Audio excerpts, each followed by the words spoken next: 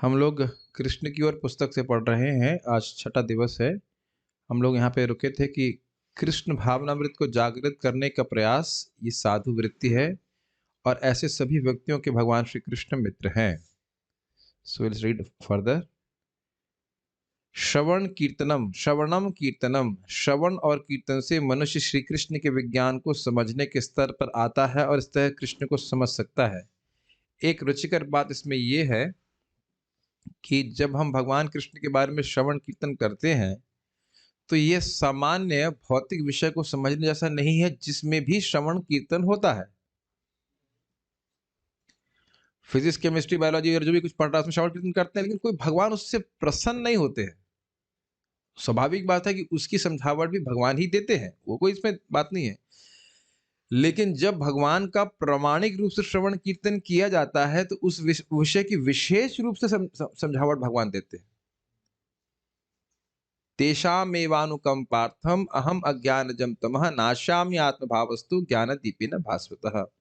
जब भगवान के बारे में प्रामाणिक रूप से श्रवण कीर्तन करते हैं तो भगवान प्रसन्न होते हैं और एक विशेष प्रकार की बुद्धि देते हैं जिसके द्वारा व्यक्ति समझ सकता है क्या कि वह भगवान को कैसे प्राप्त करे।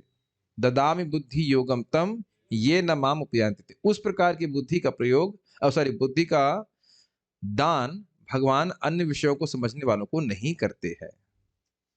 और इसी कारण से जो भक्त भक्ति में लगे हुए हैं उनको अभक्त देख के समझ नहीं पाते कि ये इतना क्यों प्रयासरत है, क्यों इतना सुबह उठने की जरूरत है, क्या हरे कृष्णा करने की जरूरत है। लेकिन उसकी महिमा भक्त हृदय में प्रकाशित होती है। मेरा फोन बज रहा है क्या? नहीं, साइलेंट पर रखा हुआ है। और इसको समझने का प्रयास कीजिए। सार्वभौम भट्टाचार्य आप जानते हैं कि सबसे महान शास्त्रज्ञ थे अपने समय के, और उनके हृदय में भी नाम जाप करने की महिमा महाप्रभु की कृपा के द्वारा प्रकाशित हुई। Does that make sense? ये केवल यही नहीं बोला जा रहा है कि लैंग्वेज समझ में आ रही है, वो जो ज्ञान है वह हृदय में प्रकाशित भी हो रहा है। मैं समझता हूँ सभी भक्त इस बात को समझ रहे होंगे। लैंग्वेज भले समझ में आ जाए लेकिन उसका जो प्रकाशन है भगवान की कृपा से होता है। लैंग्वेज समझ में आई, ये भी बहुत बड़ी बात है, लेकिन लैंग्वेज समझने में आने के बाद भाषा समझ में आ रही है कि क्या लिखा है इस पे, लेकिन उसको समझ पाना वो भगवान की कृपा से होता है। तो तभी होता है जब हम बारंबार श्रवण कीर्तन करते हैं, उससे हम पवित्र हो जाते हैं। इसी कारण से मुझे थोड़ा सा रोष होता है कि जब मैं किसी भक्त को बोलता हूँ कि भाई आप प्रवचन दीजिए, तो अब वो सोचते हैं कि हम इतने योग्य कहाँ हैं कि प्रवचन दें। लेकिन आपको वस्तुतः केवल बातों को रिपीट करना है जो आपने श्रवण करी है, यथावत प्रस्तुत करने का प्रयास करना है। और इस सारे प्रोसेस में क्या होगा, हम स्वयं शुद्ध हो जाएंगे क्योंकि भगवान इससे प्रसन्न होते हैं। किसी का कहाँ से बजा रही है? बाहर से बजा रही है, बाहर से आवाज। ठीक है, ठीक है। ओके, कृष्ण को समझ, एक मिनट, लेने पर मनुष्य मृत्यु के समय तुरंत श्री कृष्ण के वैकुंठ धाम को जा सकता है। इस वैकुंठ जगत का वर्णन भगवत गीता में इस प्रकार किया गया। मेरे पीछे बोलिए। न तद्भासयते सूर्यो न शशांको न पावकः यद्गत्वा न निवर्तन्ते तद्धाम परमं मम। न तद भासयते सूर्यो, वहां पे सूर्य के प्रकाश की आवश्यकता नहीं है। न शशांको न पावक, बड़ा स्पष्ट है। ना वहां पे चंद्रमा के प्रकाश की जरूरत है, न पावक अर्थात अग्नि के प्रकाश की भी आवश्यकता नहीं है। भगवान का धाम स्वयं प्रकाशित है। यद गत्वा न निवर्तन्ते, वहां जाकर के व्यक्ति वापस जगत में नहीं आता है। कौन क्या स्थान है? तो कहते तद धाम परमम मम। तो ये बात, ये विज्ञान किसी को कहाँ समझ में आता है? आज एक भक्त माता जी बोल रहे थे, अभी उनकी शादी ही हुई है, बता रहे उनके पति नर्वस हो रहे हैं कि भाई ये इतनी ज्यादा भक्ति क्यों कर रही है। अब इतनी ज्यादा नहीं है, 16 माला वस्तुतः मिनिमम है। भगवत प्राप्ति वगैरह के लिए जो भी हम प्रयास कर रहे हैं उसमें मिनिमम बोला जा रहा है, इज नॉट मैक्सिमम। 16 माला जब करना, क्लास क्यों सुन रही है, जबकि खाना बना रही है, सब कुछ सारी सेवा करनी है, उसको बाहर जाना भी अच्छा नहीं लगता। तो वो बेचारा नर्वस हो रहा है कि ये क्या, किससे शादी कर ली। और जब शादी से पहले वो डिवोटी नहीं थी, अब शादी से पहले डिवोटी नहीं थी, शादी की तुरंत मतलब अब जब गए जो भी 2 साल बाद इतना परिवर्तन आ गया है, प्लस तो ये तो लोग हजम नहीं हो रहा ना कि इतना परिवर्तन कैसे आ गया। और भक्ति कार्य करती है, दवा अगर अच्छी से ले रहे तो तेजी से कार्य करेगी। तो वो इस गोल को नहीं समझ रहे हैं कि हम कितना बड़ा लक्ष्य लेके चल रहे हैं, उसके प्रति वे अनभिज्ञ हैं।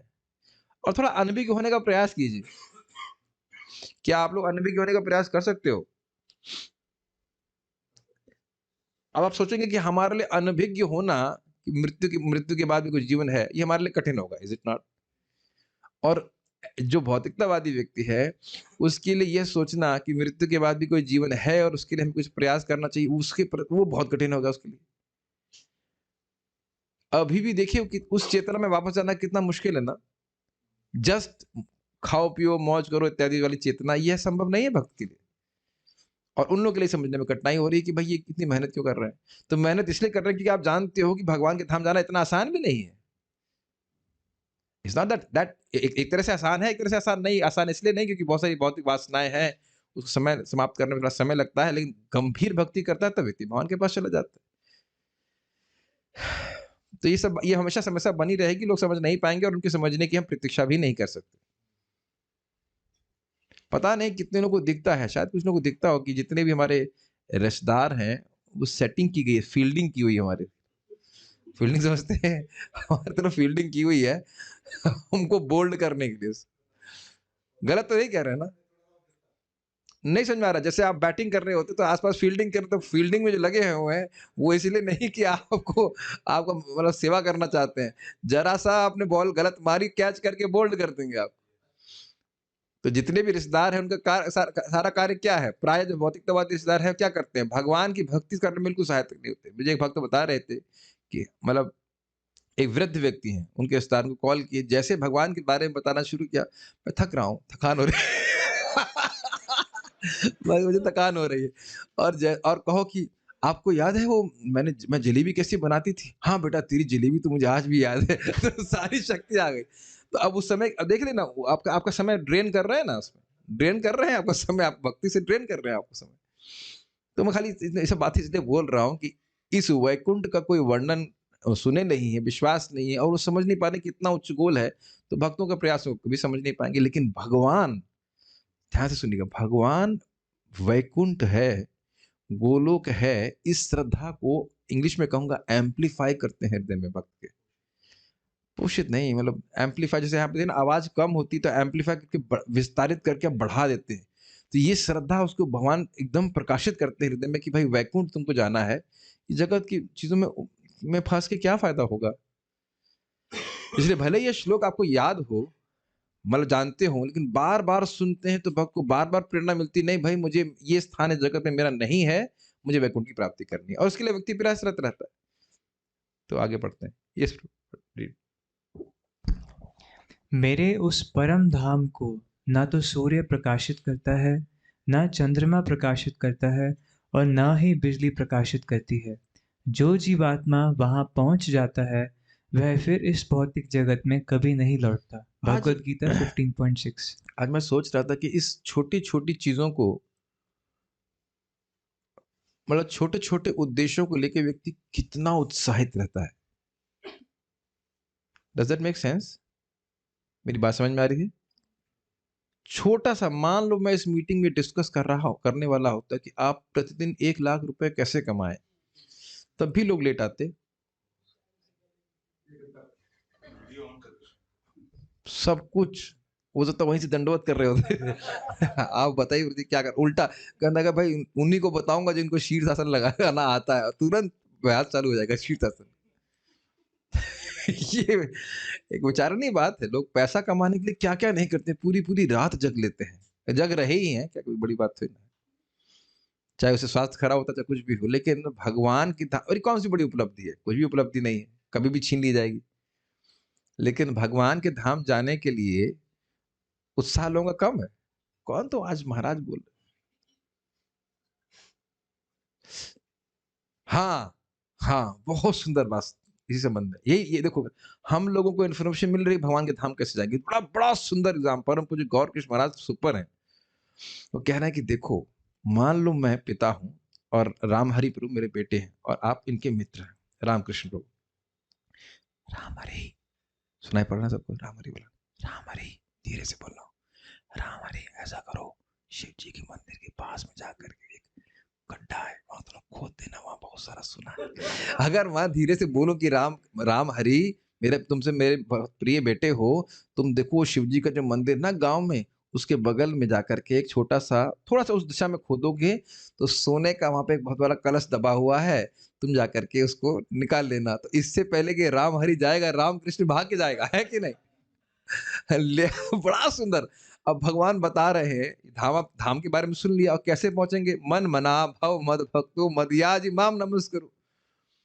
कि भगवान कितना अद्भुत बात है। फॉर्मूला बता रहे हैं भगवान, 18 अध्याय में 9वें में बोले, फिर 18वें बोल रहे हैं, और कह रहे हैं, बहुत गुह्य रहस्य है। और उसको व्यासदेव जी लिख करके पूरा छाप दिए हैं कि हाँ भाई, ये रहस्य। फिर भी अद्भुत बात है कि कोई भाग नहीं रहा है इस प्रोसेस को लेने के लिए। ओपन सीक्रेट है कि भगवान का स्मरण करो, भगवान को प्रणाम करो, भगवान के भक्त बनो, भगवान की पूजा करोगे, तुम निश्चित इस वैकुंठ की प्राप्ति कर लो, गोलोक की प्राप्ति कर लोगे। काफी स्ट्राइकिंग है, इज इट नॉट? धन प्राप्ति के लिए तो हो सकता हो कि राम हरि को पीछे टांग खींच दे, भाई बांध दे, राम कृष्ण आगे भाग जाए, है कि नहीं? कर लेगा आदमी, लेकिन यहाँ उसके लिए कोई आग्रह नहीं है। तो लेकिन फिर भी भक्तों को जब बार बार सुनते हैं तो उनका उत्साह बना रहता है कि हाँ, हम भगवान के पास इस महामंत्र के द्वारा, भक्ति के द्वारा समझेंगे। बहुत अच्छा उदाहरण मुझे लगा। और इसी कारण से जो पुस्तकों में प्रभुपाद जी ने चित्र बनाए ही बहुत आकर्षक है। बारंबार हम उस चित्र को, हमारे सामने आ ही जाता है, कैसे कृष्ण बलराम भाग रहे हैं, उनके उनके सारे मित्र भाग रहे हैं, और कितने आग्रह से उनके पीछे भाग रहे हैं। ये मुझे बहुत अच्छा लगता है। आप लोग नोटिस कर पा रहे हैं इसको? कितने आग्रह से भाग रहे हैं, इट्स अमेजिंग। एक इस परिवार में एक बार सम्मिलित होने के बाद व्यक्ति को दोबारा कभी इस जगत में नहीं आना पड़ेगा। तो उसके लिए थोड़ा सा प्रयास की आवश्यकता है। पढ़िए। यह भौतिक जगत सदा अंधकारमय है, इसलिए हमें यहाँ सूर्य, चंद्रमा और विद्युत की आवश्यकता पड़ती है। वेद हमें इस अंधकारमय जगत में ना रहकर ज्योतिर्मय आध्यात्मिक जगत में चले जाने का आदेश देते हैं। किसी को संस्कृत पता है ये वाली? बोलिए बोलिए। तमसो माँ ज्योतिर्गमय, मृत्योर्मा अमृतम गमय, हाँ, असतो माँ सद्गमय। बहुत अच्छा। इसका अर्थ लोग प्राय शायद ही जानते होंगे। तमसो माँ ज्योतिर्गमय, इस अंधकार में जगत को त्याग करके ज्योतिर्मय जगत, आध्यात्मिक जगत की ओर जाओ। उसके बाद क्या था? मृत्यु और माँ अमृतम गमय, यह जगत मृत्युमय है, इस मृत्यु के संसार को त्याग करके अमृत अमर संसार में जाइए। और उसके बाद क्या? असतो माँ सदगमया, अशाश्वत स्थान है, इसको त्याग करके शाश्वत स्थान को जाना चाहिए। और ये आज्ञा में है, करना चाहिए। ऐसा नहीं कि would you like to go, ऐसा नहीं, करो, वेद आज्ञा दे रहा है, करो। पढ़िए। अंधकार शब्द के दो अर्थ हैं, प्रकाश रहित और अज्ञान। परमेश्वर में अनेक शक्तियां हैं। यह बात नहीं है कि वे इस भौतिक जगत में केवल कर्म करने के लिए आते हैं। पढ़िए पढ़िए। वेदों में कहा गया है कि ईश्वर को कोई कर्म नहीं करना पड़ता है। भगवत गीता में भी श्री कृष्ण कहते हैं, मैं बोलता हूँ, ना मे पार्थस्ति कर्तव्यम, न मे पार्थस्ति कर्तव्यम, त्रिशूलोकेषु कश्चन किंचन। त्रिषु लोकेषु किंचन। ये बहुत मिस्टेक है इसमें। की कहाँ से आ गया? की कुछ नहीं। नानावाप्तम अवाप्तव्यम, नानावाप्तम अवाप्तव्यम, वर्त एव च कर्मणि। वर्त एव च एक कर्मणि। बार श्लोकों को देख लिया करना, जो जो भी कर रहे हैं, मुझे नहीं पता कौन इसको कर रहे हैं, शायद किसी ने नहीं किया, पता नहीं किसने किया ये। एक बार श्लोक देख लेना चाहिए। की कहाँ से आ गया? की कुछ है ही नहीं। ओके। हे पितापुत्र अर्जुन, तीनों लोकों में मेरे लिए कुछ भी कर्तव्य नियत नहीं है। न तो मुझे किसी वस्तु का अभाव है, न किसी चीज की आवश्यकता है, तब भी मैं नियत कर्म करता हूँ। भगवत गीता 3.22। अब एक प्रश्न बन सकता है कि भगवान को कोई कार्य करने की जरूरत क्यों नहीं है? क्या उत्तर है? इसमें सेकंड पार्ट में लिखा, क्योंकि किसी चीज का भाव ही नहीं है। जब इस जगत में हम कुछ अभाव अनुभव करते हैं, तब हमको कर्म करने की आवश्यकता होती है। भूख लगती है तो अभाव अनुभव करते हैं कि नहीं? तब तो आप खाने के लिए जाने, खाना खाने के बाद तो आप कोई व्यक्ति कृष्ण हॉल में नहीं रुकता है। ज्ञान प्राप्ति के लिए आप क्यों आए हैं? ज्ञान का भाव है। Does it make sense? तो क्या भगवान को किसी चीज का भाव है? नहीं। तो भगवान क्यों करते हैं कर्म?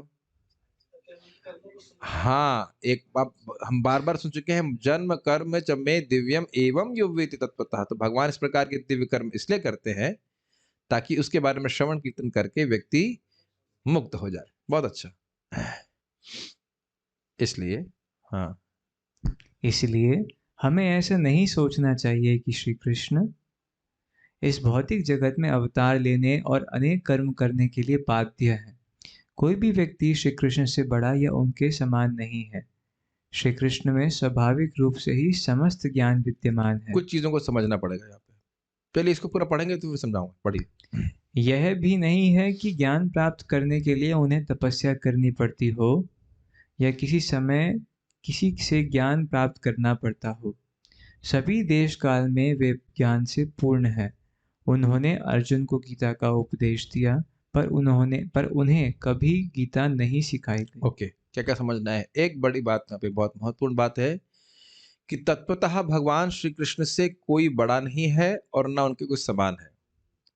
ये श्लोक क्या है? न तत् असमूर्ध भी है संस्कृत का अर्थ, न तत् समस्त समय अभी कष्ट दृश्यते। उनके समान कोई भी नहीं है और उनसे अधिक भी कोई नहीं है। जो कोई भी व्यक्ति है वो उनका दास है। ये समझना होगा। इसलिए ये सिद्धांत है, इसलिए कोई व्यक्ति भगवान नहीं बन सकता है। अगर कहीं किसी की कोई इच्छा है इस प्रकार से, आप लोग सब डिवोटी हैं, लेकिन हमारा बोलना कर्तव्य है कि भगवान के न तो कोई समान हो सकता है और ना कोई उससे बड़ा हो सकता है। एक बात। अब दूसरी बात बड़ी सुंदर प्रभुपाद जी बता रहे हैं और इसको एक सिंपल से उदाहरण से आप समझ जाएंगे कि सूर्य का प्रकाश कैसे होता है। सूर्य से उदित होता है, बस यही मैं कहना चाह रहा हूँ। जैसे सूर्य का प्रकाश सूर्य से स्वयं उदित होता है। साइंटिस्ट की बात मत मानिएगा कि वहाँ पे हाइड्रोजन बॉम्ब क्या न्यूक्लियर फ्यूजन हो रहा है, ये सब कुछ नहीं। ये सब फालतू बात है। स्वतः ज्ञान स्वतः तेज सूर्य में विद्यमान है। यस, उसी प्रकार से भगवान में स्वतः ज्ञान विद्यमान है। क्या हम में ज्ञान स्वतः विद्यमान है? हम में ज्ञान स्वतः विद्यमान नहीं है। अरे हम का बात मतलब मैं और आपकी बात कर रहा हूं। तो हम में ये ज्ञान विद्यमान नहीं है। हम लोग अविद्या से ग्रसित हैं। हमको तो ये भी पता नहीं कि हम कहाँ हैं, हम कौन हैं। पता है आपको कि हम कहाँ हैं? अरे भाई, अब आप कौन है? हाँ, आत्मा। पैदा होते ही आपको मालूम चल गया था ये। तो अरे भाई, हम की बात की, हम मतलब कंडीशन सोलों की बात कर रहे हैं। सोलो मतलब सोल्स। सोलो नहीं, कंडीशन आत्माओं की बात कर रहे हैं। Does that make sense? Surprising नहीं लगता कि हमें हम में से एक भी व्यक्ति को यहाँ पर नहीं पता कि हम हैं कौन? ऑब्वियसली सोचते नहीं, मालूम भी नहीं चलेगा। भक्ति करने से प्रयास करेंगे तो भगवान की कृपा से मालूम चलेगा। Quite interesting. और जब यही नहीं पता है कि हम हैं कौन, तो ये पता है कि हम कहाँ हैं? ये सब अजीब से प्रश्न है ना। आपको लगा हम तो हैं यहाँ पे, कहाँ हैं आप? तो देख रहे हैं कि हम अज्ञान में हैं। कौन है जब यही नहीं पता है, जब यही स्मृति नहीं रहेगा तो मालूम नहीं समझ में आ रहा है। पागल व्यक्ति को ये पता नहीं रहता है कि वो कौन है, तो इसे मालूम रहता है, उसको मालूम रहेगा कि मैं लखनऊ में हूँ। जब अपनी ही स्मृति नहीं है तो ये क्या मालूम चलेगा कि मैं बाहर कहाँ हूँ? क्या समझाएंगे आप, बताइए? नहीं रिलेट कर पा रहे हैं। जब खुद ही को भूले हुए हो कि हो कौन, तो ये क्या बताएगा व्यक्ति तुम कहाँ हो? और दिक्कत ये है कि सामने वाले को भी पता नहीं कि वो कौन है। दो चार पागल मिलके क्या बता देंगे एक दूसरे को, क्या ज्ञान दे पाएंगे? इसीलिए ये बड़ी ह्यूमिलेटिंग है हमारे लिए। कि हमें नहीं पता कि हम है कौन, और उस पर भी व्यक्ति बहुत प्रवचन करता है। इसीलिए जो प्रवचन करना चाहिए वो कैसे करना चाहिए? पूर्ववर्ती आचार्य ने जो बोला है बस उतना बोलना चाहिए। प्रभात व्यास पद को मैं सुन रहा था। Who you are, who you are, तुम हो कौन बोलने वाले? इसलिए शास्त्र का वचन ही हमें सामने रखना चाहिए, बाकी कुछ नहीं बोलना चाहिए अपने मन से। तो ठीक है, अब बात समझ गए हम। इतना इंटरेस्टिंग है, इस पे और जरा विचार कीजिए। क्या आपको किसी व्यक्ति ने इस जगत में धोखा दिया है कभी? जालिम दुनिया। रोज तो आप नहीं कह सकते, लेकिन धोखा दिया है। अब मैं मन की बात नहीं कर रहा, मैं केवल इंसानों की बात कर रहा हूं। दिया है कि नहीं दिया? क्यों दे दिया, जरा बता दीजिए। भरोसा किया तो ठीक है। नहीं, ऐसे भी नहीं, प्रश्न ऐसे करता हूँ, क्यों कर पाया?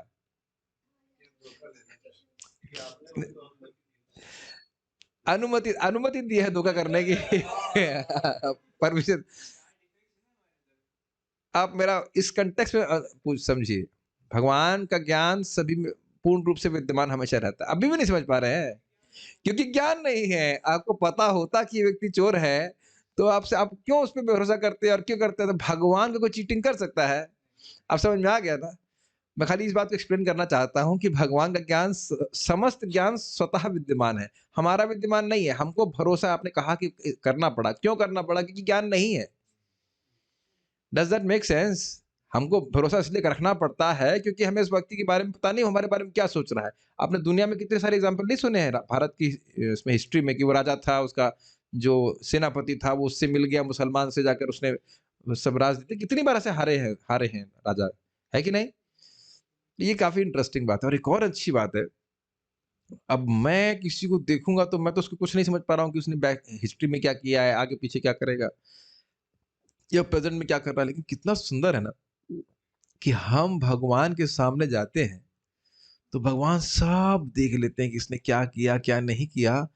और ध्यान से सुनिएगा, वो यह भी देख लेते हैं कि ये कब मेरे पास आएगा और किस प्रकार से मेरे से आदान प्रदान करेगा। ये ध्यान रखिएगा, Krishna does not see, he knows your past but he sees your future. याद आ रहा है? अपी चेतो सुदूराचारो क्षिप्रम भवति धर्मात्मा इत्यादि। भगवान को आप कितने भी संघर्ष से जूझ रहे हो, भगवान जानते हैं कि ये व्यक्ति आज भक्ति में लगा हुआ है, किस ट्रेजेक्टरी में जाकर शुद्ध हो जाएगा और कितने समय में शुद्ध हो जाएगा। I think you are getting the point. तो भगवान सब जानते हैं, इसलिए कभी व्यक्ति को परेशान, वस्तुतः एक्चुअली उद्विग्न नहीं होना चाहिए। जो भी परिस्थिति भक्ति में आ रही, भक्ति करता रहे, भगवान उसको ठीक कर देंगे। एक छोटा सा एग्जाम्पल आप जानते हो, जब हिरण्यकशिपु की कंप्लेन लेकर के भगवान विष्णु के पास गए, तो भगवान विष्णु पहले ही बोल दिए कि जब ये अपने भक्त पुत्र को प्रति अपराध करेगा तो बस मैं मार दूंगा। तो भगवान को पता था ये सब, ऐसा नहीं कि आपकी समस्या भगवान को पता नहीं। और भगवान कहते भी कि आप लोग ऐसा करिए, श्रवण कीर्तन कीजिए, बात टेंशन मत लीजिए, हम अपना काम कर देंगे, ठीक है? तो सब बातों का आप एप्लीकेशन में ले लीजिएगा कि भगवान सब जानने वाले हैं। बहुत अच्छी बात। और दूसरी बात इंटरेस्टिंग है, यही लीला हुई थी कालिया दह पे। तो जब भगवान के चारों ओर कालिया लिपट गया, तो कुछ जो नास्तिक लोगों क्या कहते हैं, हाँ, जब भगवान के चारों ओर लिपट गया तब भगवान ने आंखें बंद कर तपस्या करी, और उस तपस्या के द्वारा जब जो बल प्राप्त हुआ उससे उन्हें कलिया का वध किया। कहा तेरे को पकड़ लेता कालिया, तू भी तपस्या करता। कोई सामर्थ्य है, 100 फन वाला नाग आपको लिपटा ले, आप तपस्या करेंगे उसमें? हालत नहीं तपस्या करने की। अरे एक अजगर भी पकड़ लेगा तो कहेंगे आप तो वहीं छोड़ देंगे, चलो भाई अब तो मरने का समय आ गया। तो भगवान कितना भी ऐश्वर्य प्रस्तुत कर रहे हो, इस तरह की व्याख्या लोग करते हैं, ठीक है? तो भगवान को अपना ज्ञान प्राप्त करने के लिए कोई तपस्या करने की जरूरत नहीं पड़ती। और इसी को देख करके ब्रह्मा जी को देखे नारद जी कि आप तपस्या कर रहे हैं, आप भगवान है क्या? समझ में आया? यदि आप भगवान है तो वो तपस्या करने की क्या जरूरत? तो कहते हैं हाँ बेटा, मैं भगवान नहीं हूँ, भगवान विष्णु है। पढ़िए आगे। हाँ, और इंटरेस्टिंग बात ये भी है कि गीता को भगवान कहें कि मान लो कोई कहे भगवान ने कहा कि गीता का ज्ञान विवस्वान को दिया, तो भगवान को किसने दिया? वह तो बाय डिफॉल्ट भगवान को किसी से ज्ञान की अपेक्षा नहीं है, वो स्वराट है। इसलिए प्रपात कह रहे हैं गीता किसी को, भगवान को गीता पढ़ाने की जरूरत नहीं। उनके अंदर कोई शिव बाबा नहीं बैठे हैं जो गीता का ज्ञान कृष्ण भगवान कृष्ण के हृदय में प्रकाशित कर रहे हैं, ऐसा कहीं लिखा नहीं भगवद गीता। पढ़िए, जो पुरुष, पढ़िए। माया के प्रभाव की कहाँ थे आप? यहाँ पढ़ना है ना, जो पुरुष श्री कृष्ण के अच्छा यहाँ रुक। जो पुरुष हाँ। श्री कृष्ण के इस स्वरूप को समझ लेता है, उसे भौतिक जगत के जन्म मरण के चक्र में वापस नहीं आना पड़ता। माया के प्रभाव के कारण हम लोग इस भौतिक जगत के वातावरण से अपने पूरे जीवन काल में समझौता करते ही रहते हैं। पढ़िए पूरा। किंतु वास्तव में इस मानव जीवन का यह उद्देश्य नहीं है। ये बताइए इसका अर्थ क्या है? माया के प्रभाव के कारण हम लोग इस भौतिक जगत के वातावरण से अपने पूरे जीवन काल में समझौता ही करते ही रहते हैं। प्राय दुख की निवृत्ति को ही हम सुख बोलते हैं, सुख है नहीं वस्तुतः। भूख अगर कस के लगती है तो ये दुख ही तो है, और भूख नहीं लगती है तो भी ये दुख है। ये भी दिक्कत है। उसके लिए दवा खाता है, हमें भूख ही नहीं लग रही है। अब भूख प्रबल रूप से लग रही है तो कितना कष्ट होता है बताइए, खाने को ना मिले किसी को। परम पूज्य गौर कृष्ण महाराज जी उदाहरण शायद दे रहे थे कि एक व्यक्ति है जिसको खाने को बहुत मिल रहा है तो ये दिक्कत है, हजम नहीं कर पा रहा है, और कुछ बेचारा मजदूर होगा को इतनी भूख लग रही है कि 2 वक्त रोटी भी ठीक से नहीं मिल रही है। दोनों लोगों के लिए तो समस्या है, सुखी कौन है? और इतना सुंदर ये बात यहाँ प्रभुपाद जी कह रहे हैं कि देखो इतना दुख भोगने के बाद भी व्यक्ति क्या मानता है, इतना बुरा तो नहीं है।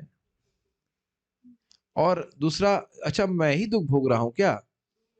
दूसरे लोग भी तो भोग रहे हैं। और उस पे महाराज जी और से बोलते हैं, मान लो मैं बहुत धनी व्यक्ति हूँ और राम हरि प्रभु थोड़े कम धनी व्यक्ति हैं, बोलते हैं तुम हमारे सामने क्या बोल रहे हो, तुम्हारा जितना सैलरी आता है ना उतना हमारा दवाई का बिल है, अब तो तुम बहुत सुखी हो। ऐसा लोग बोलते हैं, तुम बहुत सुखी हो कि तुम्हारा इतना खर्चा होता है दवाई में, इसमें भी सुख मानते हैं, बताइए। मेरा तो व्यक्तिगत अनुभव है, एक व्यक्ति को मैं बोला, मुंह पे बोला, हम नहीं बता सकते वो कौन थे, लेकिन उनको कोलाइटिस की बीमारी, डायबिटीज की बीमारी, ये बीमारी, वो बीमारी, आंख में पता नहीं परेशानी, फिर भी हमने कहा आप संतुष्ट हैं? हाँ हम तो संतुष्ट हैं, हम सुखी, हमें कोई जरूरत नहीं भक्ति करने की। तो बचा क्या आपके शरीर में, कौन सा अंग खराब हो गया, डैमेज होना, कौन सा बचा रह गया, उसके बाद भी कह रहे हैं हम सुखी है, कोई दिक्कत नहीं। तो ये आशा बद्ध जीव की लगातार बनी रहती है कि इतना बुरा नहीं है कि हम जगत छोड़े यहाँ से।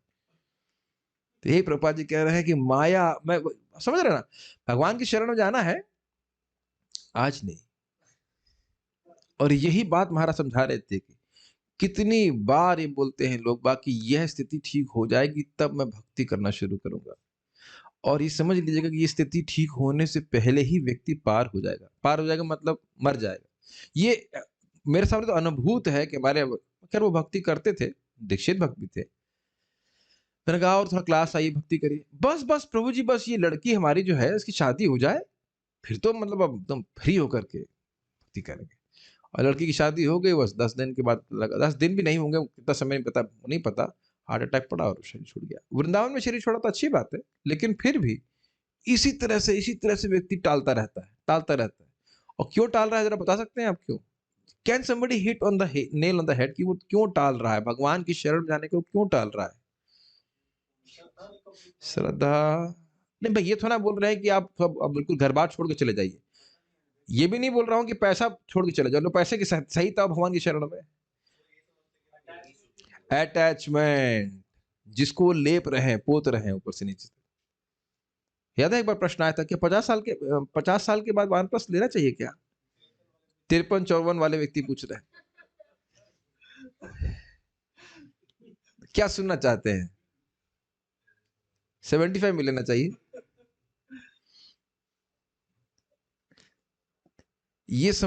मैं इसको देख करके इतनी बात तो समझ रहा हूँ कि धन, भाई जिसको जो कमाना वो तो कमाएगा, लेकिन रियली धन की आसक्ति, परिवार की आसक्ति बहुत गंभीर है, बहुत गंभीर है। एकदम दिखता है व्यक्ति छोड़ नहीं पाता। अरे परिवार लेके ही आ जाओ भाई, अगर नहीं अकेले छोड़ के आ पा रहे वह भी तो नहीं हो पाता। कैसे चलेगा, कैसे चलेगा, कैसे चलेगा? जैसे लग रहा है कि भगवान ने ब्रह्मा जी उन्हीं को नियुक्त किया हुआ है, यही चलाएंगे सब कुछ। समझौता ही करते रहते हैं, समझौता ही करते रहते हैं।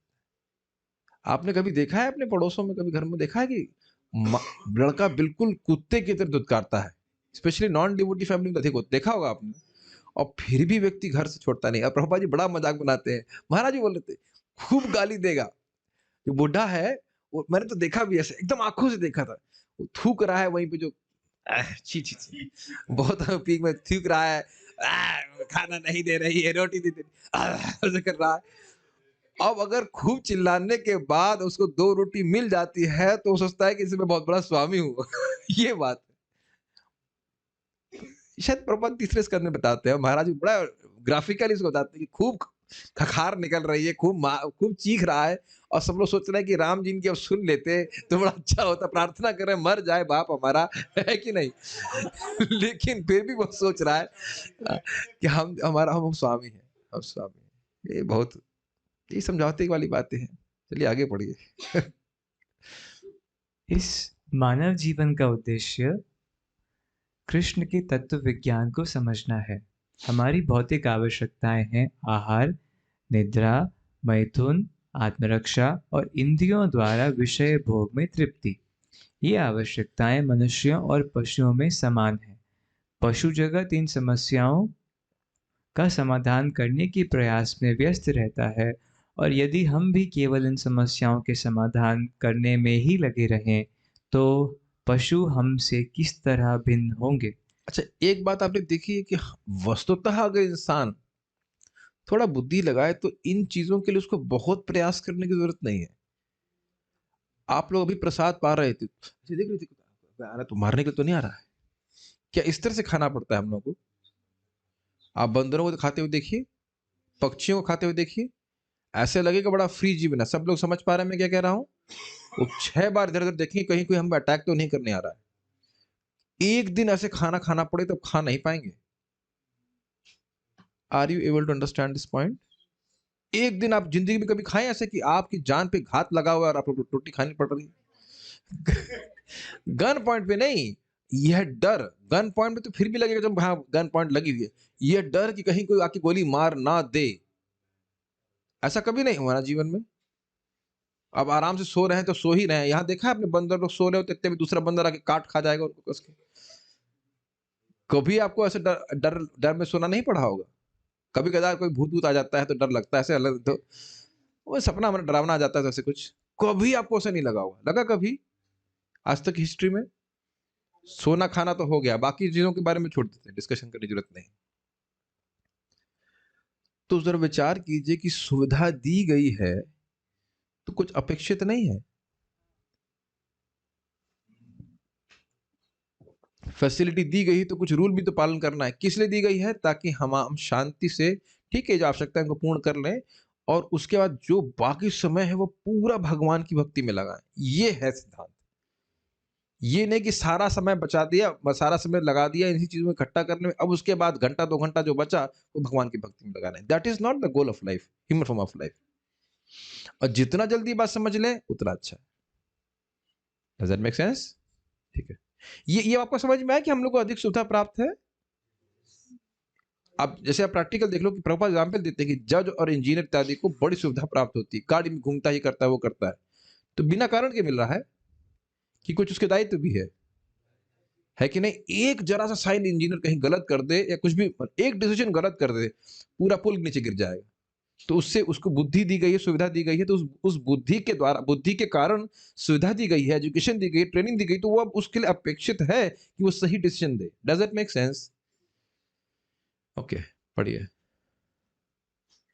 परंतु मनुष्य में एक विशेष योग्यता भी है, जिससे वह दिव्य कृष्णा भावनामृत विकसित कर सकता है, परंतु यदि वह ऐसा नहीं करता तो वह पशु श्रेणी में ही रहता है।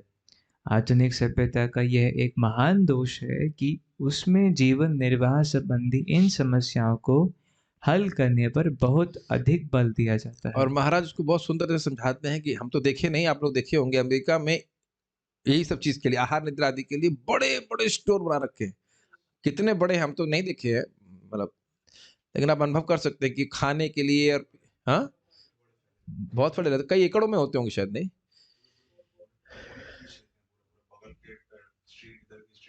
हाँ, बता रहे हैं प्रभु जी कि बहुत बड़ा स्थान खरीदते हैं और उसमें एक ही भी चीज़ महाराज बड़ा अच्छा बोलते हैं, एक भी चीज़ आत्मा के लिए नहीं है। कितना आश्चर्य है! और शरीर की आवश्यकता वही है, आहार, निद्रा, भय, मैथुन। Is it not striking? क्या जानवरों को ये सब सुविधा मतलब जानवरों को ये सब 4 चीज़ों की आवश्यकताओं को, शरीर की आवश्यकताओं को पूर्ण करने के लिए कोई भी स्टोर खरीदने की ज़रूरत होती है? सॉरी, स्टोर खड़ा करने की ज़रूरत होती है? माइक पे बोलेंगे अगर नहीं सुनाई नहीं पड़ता वक्त में। कॉर्डलेस तो वहाँ पहुँचा दीजिए। ये आप लोग को देखो बहुत उदाहरण बहुत सिंपल लग रहा है, स्ट्राइकिंग नहीं कि कितना उसमें मतलब मानव जीवन की एनर्जी लगी होगी एक स्टोर बनाने में और उसके सारे मैनेजमेंट करने में कितने सारे लोग लगे होंगे और एक भी वस्तु वहाँ आत्मा के लिए नहीं है। Yes bro. निद्रा के ऊपर बात हो रही थी। हाँ, आजकल हाँ। लोग डिप्रेशन में है, नींद नहीं आती उनको, टैबलेट्स लेते हैं फिर भी सो नहीं पाते। अब एक ऐसे एक बेड आया है जो 1.5 3 3 4 4 लाख रुपए का, इस पे आप बैठो तो आपको नींद आती है, तब जाके लोग सोते हैं। ये ऐसी चीजें हैं रियलिटी पता में। नहीं, हमारा तो 400 रुपए का गद्दा है, नहीं उसी नहीं पे उसमें पूरा नहीं, जीवन कट जाएगा। ऐसे बेड बन रहे, ऐसे बेड बने और काफी बाहर के देशों में 3-3 4-4 लाख रुपए बिक भी रहे हैं। तो और अब इससे बहुत अच्छा उदाहरण प्रभु जी ने दिया। देखिए, कहने का अर्थ ये है कि सिर्फ सोने के लिए। इतना टेक्नोलॉजी डेवलप हो रही है, लेकिन नींद फिर भी ठीक से नहीं आ पा रही है कि नहीं? हाँ, फिर भी नींद ठीक से नहीं आ पा रही। और हमें लगता है भक्तों को तो यहाँ सोने में कोई कठिनाई ऐसे मतलब नहीं महसूस हो रही है, बढ़ा के अब कंप्लेन आ भी जाती है, प्रभु जी 10 बजे की क्लास बड़ी भारी लगती है। बहुत आंखें भारी होती है, क्लास बहुत भारी लगती है, बहुत नींद आती है। खाने पीने की कोई दिक्कत तो भक्तों को ऐसा नहीं होता। तो प्रत्यक्ष देख रहे, फ्री में खुशी खुशी जीवन जी रहा है व्यक्ति। ओके, ये क्या है? Odisha food security scheme, 5 kg rice पर पर्सन, ये क्यों दिखाया गया है? उद्देश्य समझ रहा हूँ, मतलब खाली केवल अन्न उगाओ, लेकिन अन्न को भोग मत लगाओ, यही शायद आशय से लिखा गया हो। चलिए पढ़िए। आध्यात्मिक जीव होने के कारण हमारा यह अनिवार्य कर्तव्य है कि हम अपने आप को जन्म मरण के बंधन से बाहर निकालें। क्यों? क्यों अनिवार्य क्यों है? क्या जरूरत है अनिवार्य कहने की? हाँ, अच्छा उत्तर दिया। हम भी ऐसे एक्सप्लेनेशन देता हूँ, आता है क्या होता है? हाँ क्योंकि बोलो। वास्तविक में हम इस जगत का नहीं है। सिंपल पॉइंट है ही नहीं। जैसे कि मछली के लिए अनिवार्य है कि मट्ठे से निकल करके पानी पहुंच जाए। समझ में आ गया? बस, I mean, it's not an option that you'll stay here. I would like to practice Krishna consciousness. Not like to. You must. नहीं तो खुश नहीं हो सकते। भक्ति भी करनी चाहिए, हाँ, अच्छी बात है। नहीं, भक्ति ही करनी चाहिए और यहाँ से जगत से अपने को काट करके भगवान के पास पहुंचना चाहिए। यस, पढ़िए। अतः हमें सावधान रहना चाहिए कि मनुष्य जीवन का जो विशेष अवसर हमें मिला है वह कहीं चूक ना जाए। और ये चूकने की बहुत संभावना है, समय ऐसे निकल जाएगा। 18 से 80 होने में समय नहीं लगता है। मैं अभी नोटिस कर रहा था कि अब झुर्रियां वुर्रियां कुछ आना शुरू हो गया, बाल कम होना शुरू हो गया। तो बाल शेव कर लेते, ध्यान नहीं देता। अभी कुछ दिन से शेव नहीं किया तो लग रहा है अरे बाल तो काफी कम हो गए सर से। भगवान की कृपा से अभी तो बुद्धि कम नहीं हुई है, बुद्धि तो ठीक चल रही है, लेकिन बाल कम होना शुरू हो गए, झुर्री आना शुरू हो गई, इत्यादि इत्यादि। आ रही ना हल्की हल्की? नहीं, मे बी लिटिल बिट नहीं आ रही। अब मैंने आंवला जूस पीना शुरू कर दिया। अब अगर जितनी है उतनी फ्रीज हो जाएगी। ठीक है। लेकिन कुछ भी करो, मरने से तो नहीं रोक सकता है ना, मरना तो पड़ेगा। ठीक है, इट्स रियली नाइस। अतः इतना हमें नाइस है कि I can wait for liberation for some time to drink amla juice. Is it not? यही होता है जगत में, कुछ माया गाजर दिखा दी, ठीक है अभी गाजर खाता हूँ, मुक्ति बाद में चाहिए। Anyway, this is for joke only. पढ़िए आगे।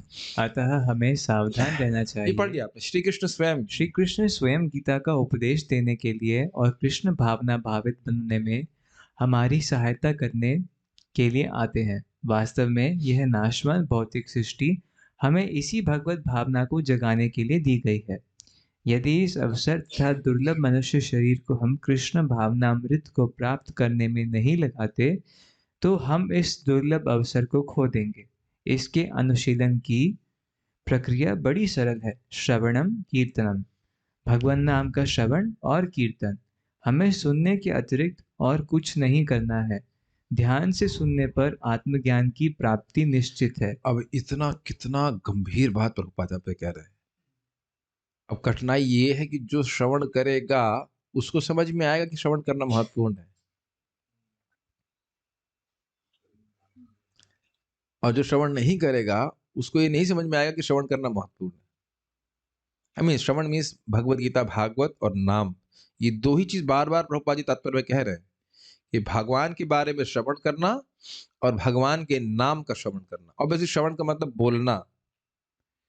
जितना अधिक ये करेगा उतनी जल्दी हृदय का मैल समाप्त होगा। बस इतनी बात समझ लीजिए, हम सब में कोई अंतर नहीं, हम सब भगवान के अंश हैं और सबको एक ही प्रकार से बीमारी है, अविद्या की। जो कोई भी व्यक्ति इस श्रवण कीर्तन को गंभीरता से लेगा उसके हृदय का मैल साफ होगा और भगवान को समझने लग जाएगा। There is no prerequisite या कोई ऑब्स्ट्रक्शन नहीं कि अब आप नहीं समझ सकते हो या ये नहीं समझ सकते हैं या मैं अधिक समझ सकता हूं।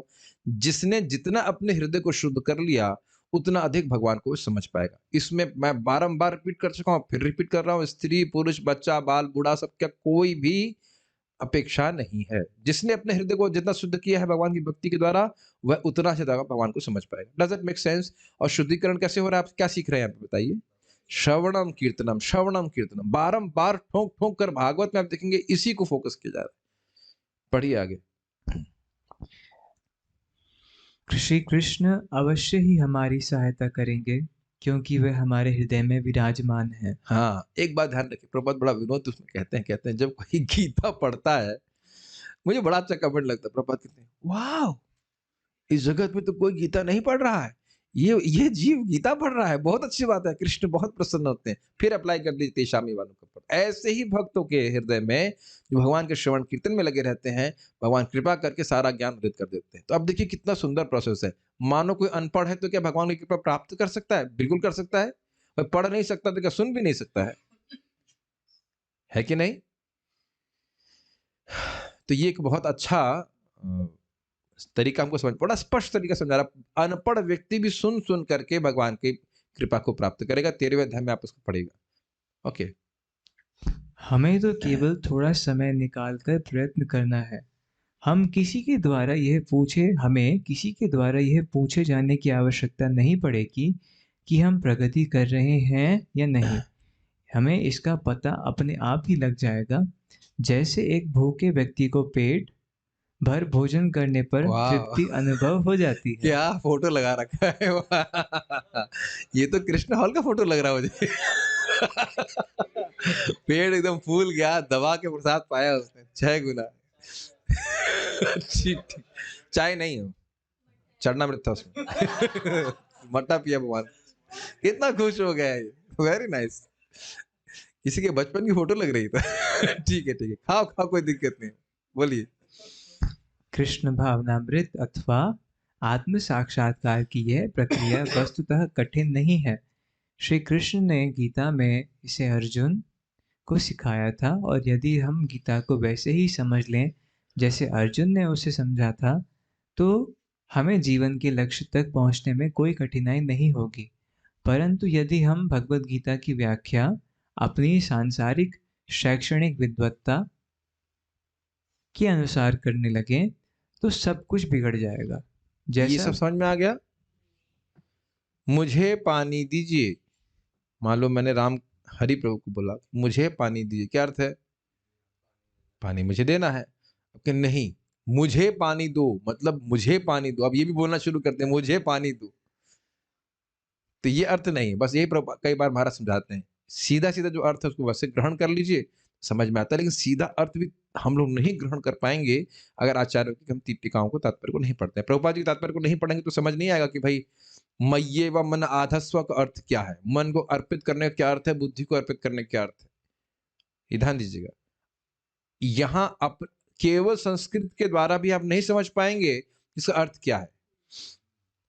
ठीक है, तो इसलिए हमको आचार्यों के अनुगत होकर समझना होगा। पढ़ जाएंगे, हम पढ़ेंगे तो हम समझ में आ जाएगी बात। ठीक है, जैसा पूर्व में कहा जा चुका है, हरे कृष्ण महामंत्र का यह कीर्तन ही वह उपाय है जिससे भौतिक संसर्गों के कारण चित्त के दर्पण पर जमे दुष्प्रवृत्तियों की सारी धूल दूर हो जाती ये है। तो सब समझते हैं। इसका अर्थ पहली व्याख्या हो चुकी, जो कचरा संस्कार है वो सब समाप्त हो जाते हैं। हाँ, एक बात बताना भूल गया आपको मैं, जो उदाहरण प्रभुपाद दे रहे हैं आप इस जगत में स्वयं देखते हो, बहुत सिंपल उदाहरण। बुखार होता है, अनुभव होता है कि नहीं बुखार है, और दवा खाते हैं तो अपने आप ही मालूम चल जाता है कि हाँ भाई हमको अब भूख लगना शुरू हो गई है और बुखार उतर गया, बस सिंपल।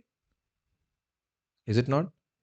भले ही आप दूसरे थर्मोमीटर से नापो या नहीं मापो, खुद तो अनुभव करते हैं ना कि हाँ शरीर में दर्द नहीं है, और खुद ही अनुभव भी करते ना अरे पीठ में दर्द क्यों हो रहा है, लेटने में भी दर्द हो रहा है। ऐसा होता है ना बुखार चढ़ते हुए, और चढ़ते हुए भी अनुभव होता है, उतरते हुए भी अनुभव होता है। तो अगर ठीक ठीक भक्ति का अनुशीलन कर रहे हैं तो समझ में आएगा कि हाँ भैया भौतिक इच्छाएं समाप्त हो रही हैं, मेरे को अब जप करने में कोई कठिनाई नहीं हो रही है, एटलीस्ट कठिनाई नहीं हो रही है। पहले तो जप करने में ही कठिनाई होती थी, नींद माला पकड़ती नींद आने लगती थी, अब कम से कम हम माला कर पा रहे हैं। I think all the devotees are understanding this. Yes, ये अपने आप अनुभव होता है। पढ़िए। हमें कृष्ण भावनामृत जागृत करने के लिए बाह्य सहायता की आवश्यकता नहीं इसीलिए है। कोई गुरु करने की जरूरत नहीं है, ये तो प्रभुपाद बोल रहे हैं। क्या बात कर रहे हैं? ये तो लिखा है बाह्य सहायता तो गुरुजी बाहर से दे रहे हैं ना, अंदर से थोड़ा प्रवेश कर रहे हैं। पढ़िए आगे। क्योंकि कृष्ण भावना हमारे हृदय में सुप्त अवस्था में पहले से ही विद्यमान है। यही चीज मैंने श्रीमान सार्वभौम प्रभु को पूछा कि भाई ये बाहर से आवश्यकता नहीं है तो क्या मतलब, हम तो बाहर से श्रवण कीर्तन कर रहे हैं। तो उन्होंने बहुत सुंदर बात बताई कि देखो इसका अर्थ क्या है। आधा नहीं लीजिए, उसको पूरा पूरा पूरा सेंटेंस लीजिए। कहीं देखो एक पेड़ का बीज है, तो उस बीज में पूरा पेड़ है कि नहीं, ये बताओ।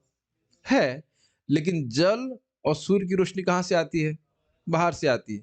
तो क्या जल और सूर्य की रोशनी से पेड़ उसके अंदर डाला जा रहा है? नहीं, पहले से पेड़ विद्यमान है, लेकिन वह उसको प्रकाशित कर देता है। Does that make sense? उसी अर्थ में बोल रहे हैं कि ऐसा नहीं है कि कृष्ण भावना बाहर से कहीं लानी है, वो पहले से हृदय में विद्यमान है, केवल ढकी हुई है। श्रवण कीर्तन के प्रोसेस के द्वारा वह जो कचरा है वो हट जाता है, वो सामने प्रकाशित हो जाता है। बड़ा सुंदर उदाहरण प्रभु जी ने दिया। पढ़िए। वास्तविक एक मिनट, और ये प्रभुपाद जी इसमें बोलते हैं कि देखो ये प्रमाण क्या है कि ये जो विदेशी भक्त हैं हमारे, यह तो हिंदू धर्म के बारे में कुछ भी नहीं जानते, अगर हिंदू की बात करी जाए। लेकिन ऐसे तो हिंदू नहीं है हम लोग। कृष्ण भावना का ज्ञान दिया जा रहा है, तो जो भगवान के प्रति प्रेम उनका सुप्त है वो जागृत हो रहा है, इसलिए इतने समर्पित होकर भक्ति कर रहे हैं। जितना एक समान हिंदू भी नहीं करेगा, और करते भी नहीं। हिंदू लोग तो प्राय ऐसे ढील ढाले भक्ति करते, कुछ हल्का सा अगरबत्ती जगा दिया और 10 मिनट पूजा पाठ कर दिया तो बस हो गया। हाँ, बड़े धार्मिक है ऐसे कर। या मंगलवार को जाके लड्डू चढ़ा दिया हनुमान जी को तो बहुत बड़ा डिबूटी है। या कहीं पजामा पहन करके कैसे बिना नहाए, जो भी हल्का फुल्का नहा करके पजामा पहन करके दूध चढ़ा दिया, पानी मिला हुआ दूध शिव जी के ऊपर, तो बहुत अरे बड़े बहुत पक्के हैं भाई नियम के। आपने सुना हुआ ये, इससे अधिक तो कुछ नहीं करते ना। कहीं मिला कोई व्यक्ति 2 घंटा जब करता हो बैठ करके? नहीं करता। रेयर कहीं, मैं तो कहीं देखा नहीं, मैं ब्रह्मण नहीं हूं, लेकिन मतलब कोई मिले आप आज तक 2 घंटा बैठ के रोज जब करता हो? बहुत रेयर। और कथा सुनता हो भागवत की प्रामाणिक रूप से, तो वो रेयरेस्ट ऑफ द रेयर है कह लीजिए। तो हम खाली बात ये कर रहे थे कि कृष्ण भावना जब प्रभुपाद जी ने दिया प्रोसेस, तो वह भी भगवत तो आत्मा है, सब लोग किसी भी शरीर में हो वह आकर्षित हो गए और भक्ति करने लगे। बहुत अच्छी बात है। क्यों अच्छी बात है? ये एक ऐसा प्रोसेस है जिस पे भी अप्लाई किया जाएगा, जो भी सिंसियरली ग्रहण करेगा वह इसमें प्रगति कर लेगा। This make sense? बाहर से इंपोर्ट करने की कुछ भी जरूरत नहीं है। पढ़िए। वास्तविकता तो यह है कि कृष्ण भावना ही हमारा यथार्थ गुण है। मतलब भगवान से प्रीति करना ये हमारे लिए सहज है, जैसे मछली के लिए पानी में रहना सहज है। नेक्स्ट। हमें केवल इस प्रक्रिया से उसे उद्भावित करना है। प्रकट कराना। इंटरेस्टिंग एग्जांपल, स्वस्थ रहना ये हमारा स्वाभाविक गुण है। बीमार रहने पे आश्चर्य होता है, स्वस्थ होने पे आप आश्चर्य नहीं करते। स्वस्थ कैसे हो रहा हूं? ये उदाहरण समझ में आया? बीमार होने पे व्यक्ति आश्चर्य करता है ना, मैं बीमार कैसे हो गया। स्वस्थ होने पे आश्चर्य नहीं करता। तो इसलिए व्यक्ति को उसमें रियली एक्चुअली कोई it is normal for us to love Krishna. हमारे लिए स्वाभाविक है कि हम कृष्ण से प्रीति करें।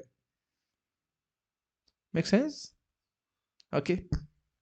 कृष्ण भावना एक शाश्वत सत्य है।